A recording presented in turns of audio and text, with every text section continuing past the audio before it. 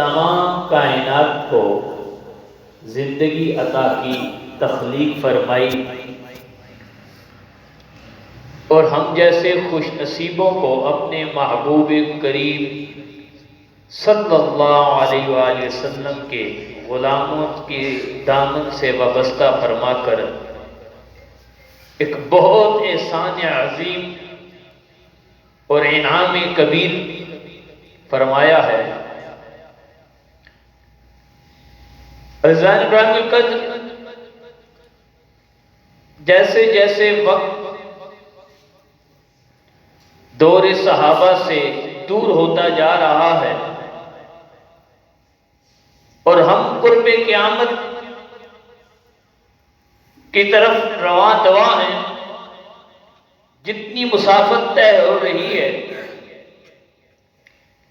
انسان کے لیے اور اس کے خاص طور پر ایمان کا جو اس کے پاس خزانہ ہے، اس خرمت کو جلانے کے لیے ہزاروں ہتھ کنڈے اور ہتھیار نئے نئے ایجاد ہو رہے ہیں۔ سب سے عام چیز نبی اکرم صلی اللہ علیہ وسلم کی تعلیمات اور رب تعالیٰ کے فرمان جو قرآن مجید فرقان حمید کی صورت میں محفوظ ترین حیت میں آج ہمارے پاس موجود ہے، اس کے بارے میں تشکیک شک کا ایک بیج بونا اور آقا دو جہاں صلی اللہ علیہ وسلم کی تعلیمات کو نئے زمانے سے ہم آنکھ نہ سمجھنا، یہ ایک پورا سسٹم ہے جس کا آخری سرا دیکھیں یا جس کی انتہا دیکھیں تو ایک مومن کو ایمان سے دور لے جانے کا ذریعہ ہے۔ الحمدللہ عظیم، ہمیں جو دین ملا ہے، جس دین کے ہم پیروکار ہیں، اس دین میں انسان کے لیے اتنی وسعت ہے اور اتنا حسن ہے کہ ہم اگر اس سے سچے دل سے مضبوط قدموں کے ساتھ وابستہ ہو جائیں تو ہمارے بہکانے کا کوئی انتظام نہیں کر سکتا۔ رب تعالیٰ نے ایک بہت خوبصورت بیان اور ارشاد ایمان والوں کے لیے قرآن مجید فرقان حمید کے بارے میں ارشاد فرمایا، یا ایھا الذین آمنوا ان جاء فاسق بنبأ فتبینوا، اے ایمان والو، جب تمہارے پاس کوئی فاسق خبر لے کر آئے تو اس کی تحقیق کر لیا کرو، اس کو پرکھ لو، جانچ لو۔ آج کل کے زمانے میں یہ آسان لفظ سمجھے، اس کی انویسٹیگیشن کر لو کہ جو خبر جو اطلاع تمہیں دی جا رہی ہے اس میں صداقت کتنی ہے، حقانیت کتنی ہے، کیونکہ بعض دفعہ خبر دینے والا اپنے خاص مقاصد رکھتا ہے اور ان مقاصد کا ذیل کیا نکلتا ہے وہ بھی رب کائنات قرآن مجید میں ارشاد فرماتا ہے، ان تصیبوا قوما بجہالۃ فتصبحوا علی ما فعلتم نادمین، کہ اس عدم شناسائی کی وجہ سے انجانے میں جو آپ کو نہیں پتا یہ خبر لانے والا کون ہے، کیسا ہے، تو ہوگا کیا کہ آپ کسی قوم کو لا علمی کی وجہ سے نقصان پہنچا دیں گے، اور یہ نقصان صرف کسی کے لیے نہیں ہے۔ اگر یہ تحقیق، یہ جانچ پوری نہ ہوئی تو اس سے اپنی ذات کو بھی نقصان پہنچے گا، اپنے خاندان کو بھی نقصان پہنچے گا، دنیاوی نقصانات بھی ہو سکتے ہیں اور اس کے ساتھ اخروی نقصانات بھی ہیں، ایمان کا نقصان بھی ہے۔ اگر انسان ایک غلط خبر کو سچا دیتا ہے۔ اس لیے جب علماء کرام نے نبی اکرم صلی اللہ علیہ وسلم کی حدیث کو روایت کرنا شروع کیا تو اس کی تصدیق کے لیے اور اس کی جانچ پڑتال کے لیے پوری سائنس وجود میں آئی، جسے اسماء الرجال کہا جاتا ہے۔ ایک پورا فن مارتے وجود میں آیا اور درجنوں کتابیں اس پر لکھی گئی۔ اگر آپ اس فن کی کتابیں دیکھیں تو آپ حیران ہو جائیں گے ان علماء نے کتنی محنت کی کہ جو شخص ہم تک رسول اللہ کی بات پہنچا رہا ہے اس کی زندگی کا ایک ایک کونا انہوں نے کھٹالا، اس کے ظاہری معاملات کو پڑتال کی، اس نے علم حاصل کیسے کیا یہ جانچا، بلکہ یہاں تک پڑتال کی کہ جس کے حوالے سے یہ خبر نشر کر رہا ہے یہ راوی کیا جس سے لے رہا ہے اس سے کبھی ملاقات بھی ہوئی ہے یا نہیں۔ اتنی گہرائی میں گئے، پھر جا کر احادیث کا وہ عظیم فن آج ہم تک پہنچا ہے، جس کی روشنی میں ہم حدیث کے روات پر حکم لگاتے ہیں کہ یہ سند صحیح ہے، یہ ضعیف ہے، یہ موضوع ہے، کیونکہ رسول اللہ کی حدیث راویوں کے اعتبار سے یہ حکم ہوتا ہے کہ اب اس پر ہم نے عمل کرنا ہے یا نہیں کرنا۔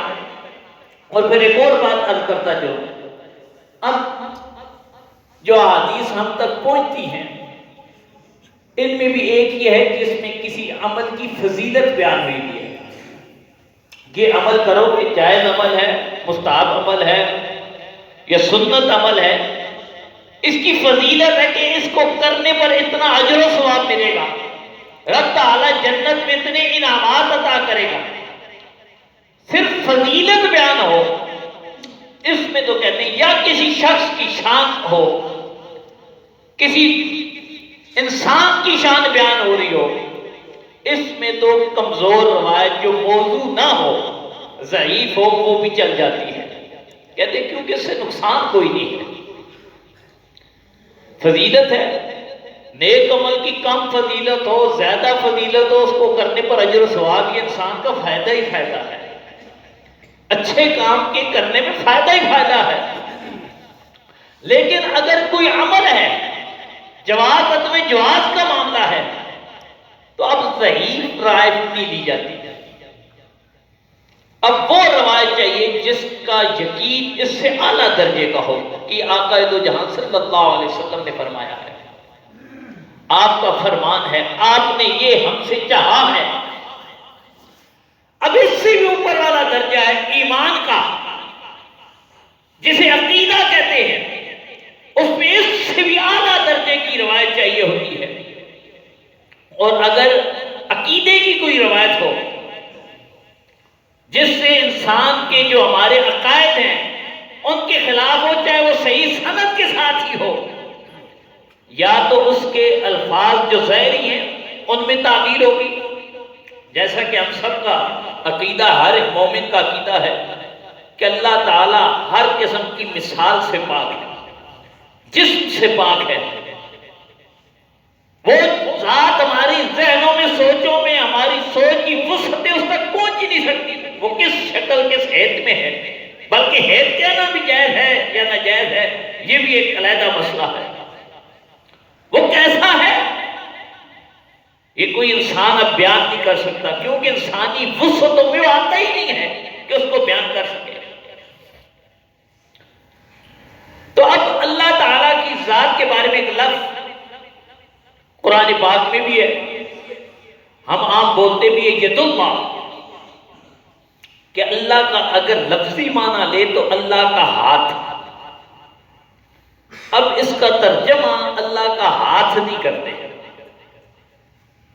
کیونکہ جب ہم ہاتھ کا ترجمہ کرتے ہیں تو ہاتھ ہم ایک خاص جسم کے حصے کے لیے بولتے ہیں، اور وہ حصے کی شکل کیا ہے جس میں 5 انگلیاں ہوتی ہیں، ہتھیلی ہوتی ہے، بازو کے ساتھ جڑا ہوتا ہے، تو اب اگر اللہ کے لیے ہاتھ بولیں گے تو انسانی ذہن میں، انسانی سوچ میں ایک شکل آئے گی کہ وہ ایسی ہوگی، 5 ایسے ناخن ہوں گے اور وہ بازو سے جڑا ہوگا. اس لیے علماء نے کہا یہ الفاظ عربی میں بولنا تو جائز ہے لیکن اس سے یہ ہاتھ مراد لینا حرام ہے، ناجائز ہے. اگر کوئی یہ ایسا ہاتھ مراد لیتا ہے تو کفر کرتا ہے. اس لیے اگر ترجمہ بھی کیا جاتا ہے کہتے ہیں دست قدرت، ہاتھ نہیں کہا جاتا. چاہے الفاظ ثبوت کے ساتھ ہیں، کیسے ہی ہیں، ید اللہ ہی ہے، لیکن معنی وہ نہیں کیا جاتا جو ہم ہاتھ کا کرتے ہیں، ید کا کرتے ہیں. کیوں کہ ہمارے عقیدے کی یہ چیز خلاف ہے. جو نظریہ عقیدہ رب تعالیٰ کے محبوب نے امت کو عطا کیا ہے اس سے یہ موافقت نہیں ہے. تو لہذا جب بھی کوئی روایت بیان کی جاتی ہے، کوئی حدیث آپ سنتے ہیں، اس کے حوالے سے یہ جانچ کرنا بہت ضروری ہوتی ہے کہ یہ کس درجے کی ہے. اس لیے علماء نے کہا کہ آپ جب احادیث کا سبق سنیں یا حدیث سنیں تو کسی عالم سے سنیں جو اس فن کو جانتا ہو کہ میں جو بیان کر رہا ہوں یہ کس درجے کا ہے. اب ایک مثال میرے ذہن میں آ گئی کہ ہمارے اسکول کے نصابوں میں ایک روایت ہے اور وہ ہمارے ہر بچے کو وہ سبق پڑھایا جا رہا ہے. ایک واقعہ قصہ مشہور ہے. اب یہ کیسے ہمارے نصاب میں آیا، کب سے آیا، کس نے ڈالا اور اس کے پیچھے اسباب کیا تھے، یہ تو اگر پوری تحقیق ہو کہ کب سے ہے تو پھر تو کئی چیزیں کھل جائیں گی. لیکن موجود ہے. اب بھی میں نے کئی طلباء سے کہا وہ لے کر آئے مختلف، کوئی کشمیر بورڈ کی، کوئی پنڈی اسلام آباد بورڈ کی بکس ہیں، کوئی دیگر شہروں کی ہیں کہ جن میں ایک قصہ ہے اور آپ نے بھی یقیناً ہو سکتا ہے کہ انہوں نے اسکول میں پڑھا ہوگا یا سنا ہوگا. وہ قصہ کیا ہے کہ آقا دو جہاں صلی اللہ علیہ وسلم پر ایک بڑھیا کا قصہ ہے کہ وہ کوڑا پھینکا کرتی تھی. اب یہ قصہ اس تسلسل کے ساتھ ہمارے بچوں کو پڑھایا جا رہا ہے کہ ہر ایک کے ذہن میں یہ قصہ نقش ہو چکا ہے کہ یہ واقعہ ایسی ہے. کیونکہ خاص طور پر چھوٹی عمر کے بچوں کو کوئی ایسا واقعہ سنا دیا جائے نا وہ یاد ہو جاتا ہے، وہ نقش ہو جاتا ہے اور وہ بڑا ہو کر بھی اسی طرح ازبر رہتا ہے.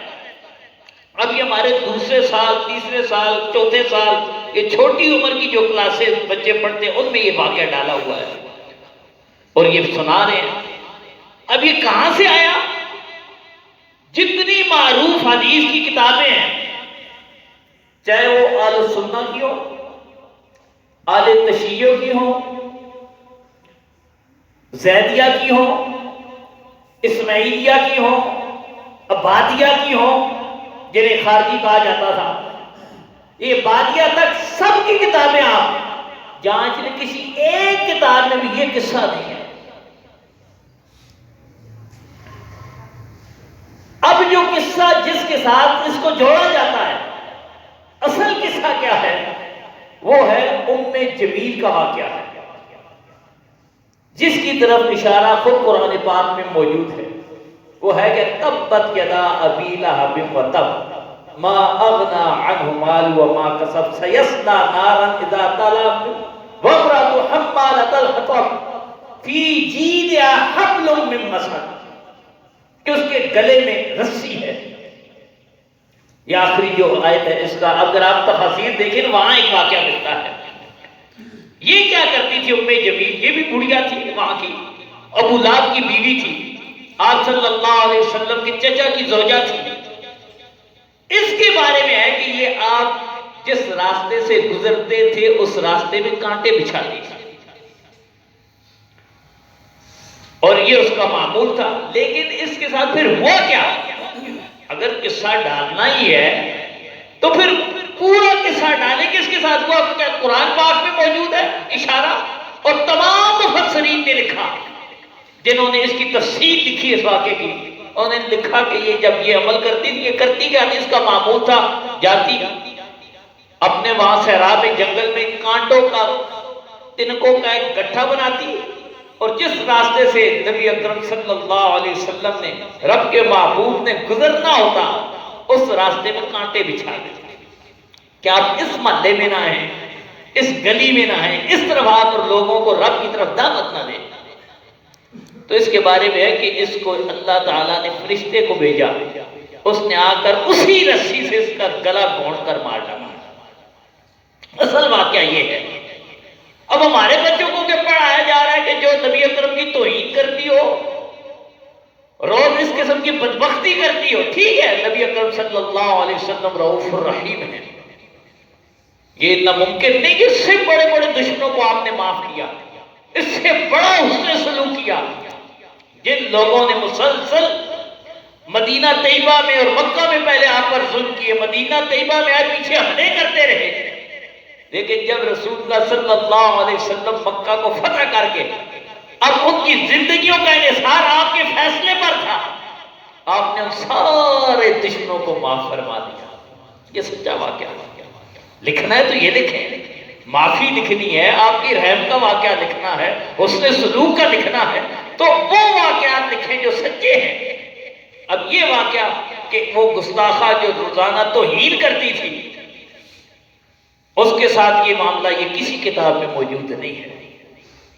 اب میں دیکھ رہا تھا یہ جو میں کہہ رہا ہوں واقعات اس طرح لوگوں کے ذہن بنائے جاتے ہیں۔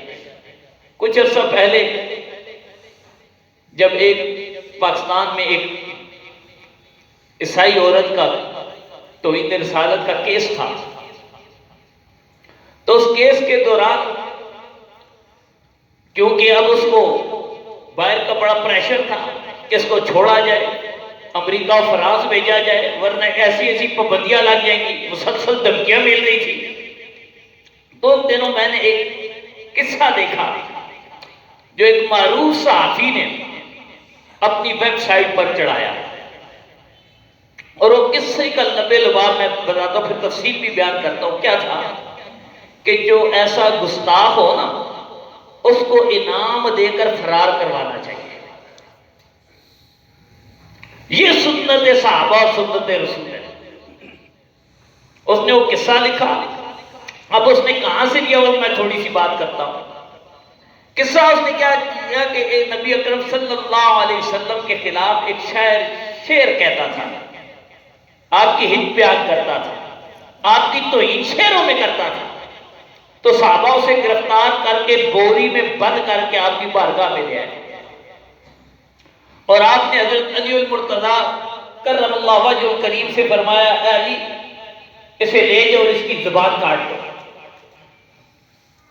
اچھا، بڑا خوبصورت قصہ ہے کہ صحابہ بوری میں بند کر کے لے آئے، وہاں پر پہنچا، رسول اللہ نے حکم دیا کہ اس کی زبان کاٹو۔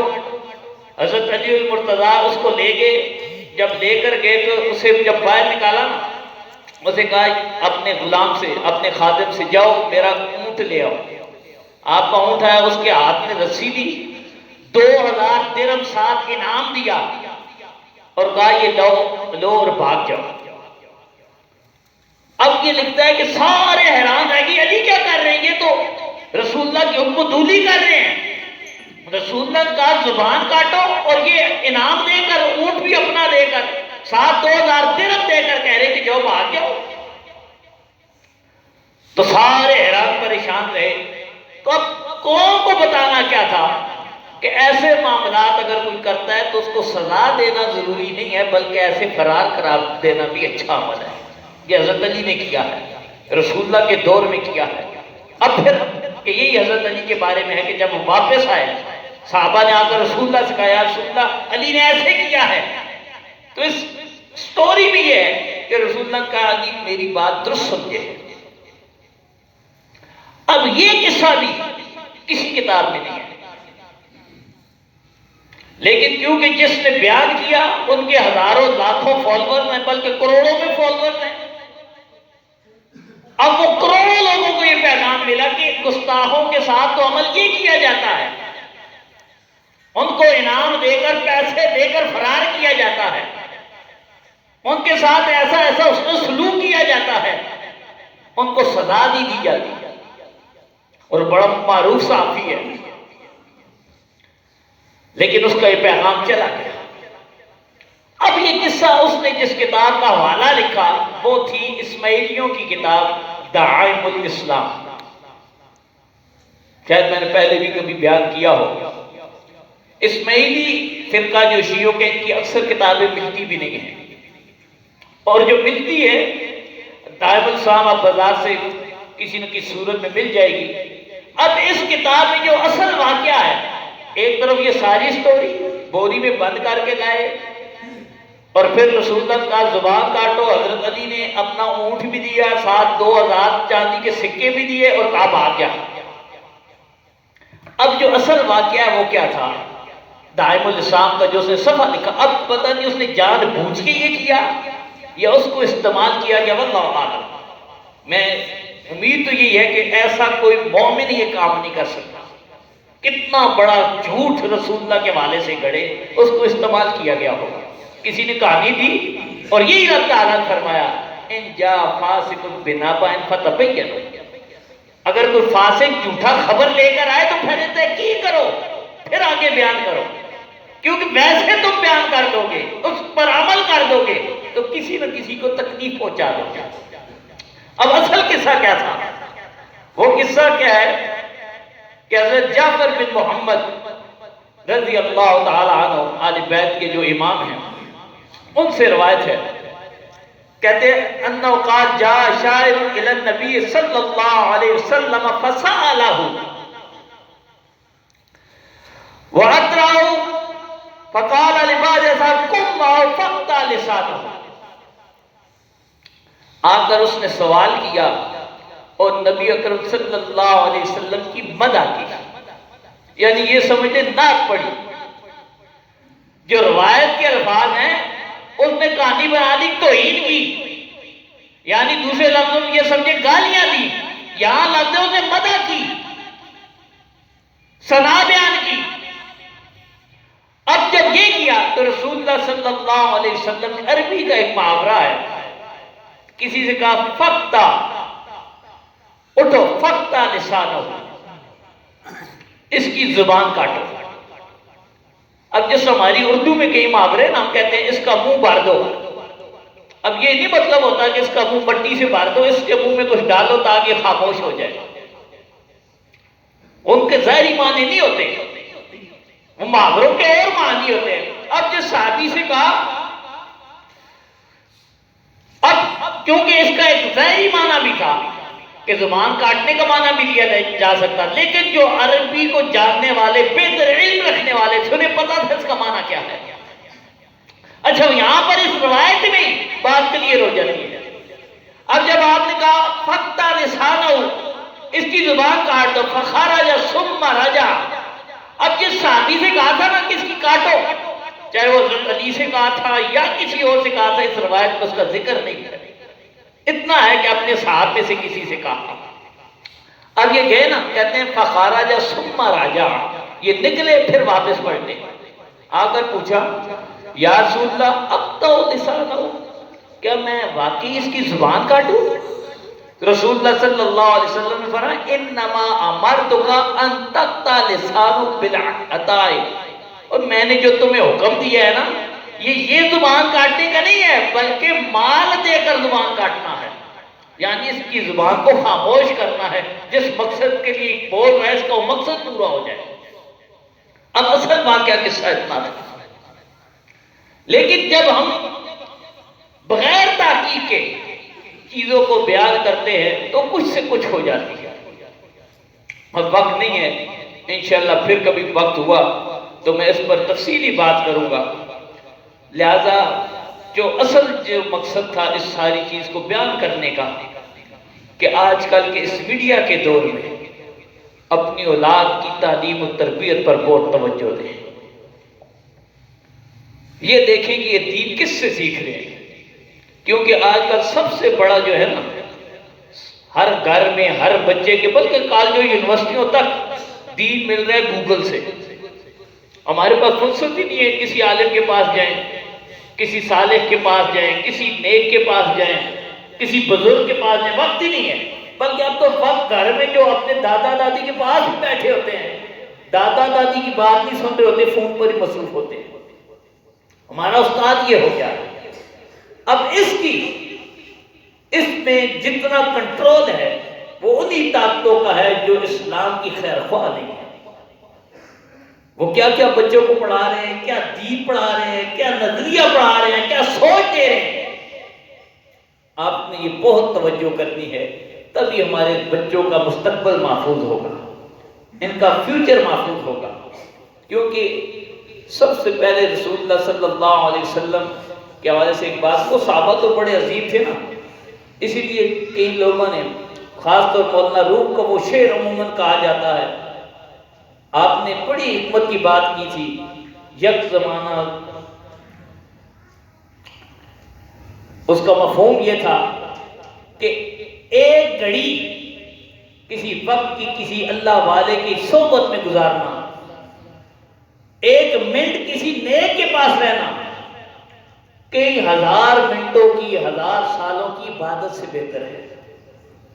کیونکہ کسی نیک کے پاس، صالح کے پاس، بعمل کے پاس بیٹھیں گے، وہ آپ کو دین کی طرف بلائے گا، وہ آپ کو نیکی کی طرف بلائے گا. اپنے ماں باپ کے پاس بیٹھیں گے، وہ آپ کو خیر کی طرف بلائیں گے. اپنے دادا دادی کے پاس بیٹھیں گے، خیر کی طرف بلائیں گے. اپنے مرشد کے پاس بیٹھے، وہ خیر کی طرف بلائے گا. تو وہ خیر جو ان سے مل سکتی ہے وہ شاید باہر نہ ملے. تو ایک وہ گھڑی، اور صحابہ تو ہیں بڑے عظیم جنہیں رسول اللہ صلی اللہ علیہ وسلم کی صحبت میسر تھی، ان کے پاس رہتے تھے. اسی لیے علامہ اقبال نے بھی ایک بات کہی تھی، انہوں نے کہا دم عارف نسیم صبح و دم ہے. عارف کہتے ہیں جسے اللہ کی معرفت ہو، وہ آپ کی ماں کی صورت میں بھی ہو سکتی ہے، آپ کے باپ کی صورت میں بھی ہو سکتی ہے، آپ کے استاد کی صورت میں بھی ہو سکتی ہے. فرمایا دم عارف نسیم صبح و دم ہے، اسی سے ریشہ معنی میں نم ہے. گر کوئی شعیب آئے میسر تو شیبانی سے کلیمی 2 قدم ہے. یہ جو نیک لوگ ہیں ان کے پاس بیٹھو گے، ان کا جو سانس ہے یہ صبح کی تازہ ہوا کی طرح ہے. اور تازہ ہوا کیا کرتی ہے؟ وہ جہاں جہاں جاتی ہے اس میں مٹھاس کی تاثیر آ جاتی ہے، انسان کی صحت بھی اچھی ہوتی ہے. اور اس ہوا سے جو درخت ہے، پودے ہیں، ان کے پھلوں میں رس آتا ہے. فرمایا اگر ایسے صالحین کے پاس رہے جس حضرت شعیب کی صحبت پیارے موسیٰ کلیم اللہ کو میسر آئی، تو ان کا فائدہ کیا ہوا؟ تو اللہ تعالیٰ نے انہیں اپنا کلیم بنا دیا، اپنی گفتگو کرنے والا بنا دیا.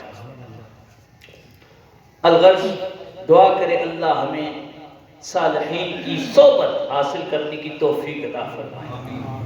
اور آج کے اس دور میں جہاں جھوٹ، فراڈ اور یہ پروپیگنڈے کا دور ہے، اس دور میں خاص طور پر دینی معاملات میں، ایمان کے معاملات میں، رب اور اس کے محبوب کے احکامات کے حوالے سے جب ہم بات کریں تو ہم یہ آیت مبارکہ ضرور ذہن میں رہے، ان جا فاسقم بنبأ فتبینوا. اے ایمان والو، جب کوئی فاسق خبر لے کر آئے تو اس کی کم از کم تحقیق ضرور کر لو. اس کا فائدہ کیا ہوگا کہ تم نقصان پہنچانے سے بچ جاؤ گے. یہ اپنی ذات کا بھی نقصان ہے، دوسروں کا بھی نقصان ہے. اللہ رب العزت ہمیں فہم دین عطا فرمائے اور صالحین کے دامنوں سے وابستہ فرمائے. وآخر دعوانا الحمدللہ رب العالمین.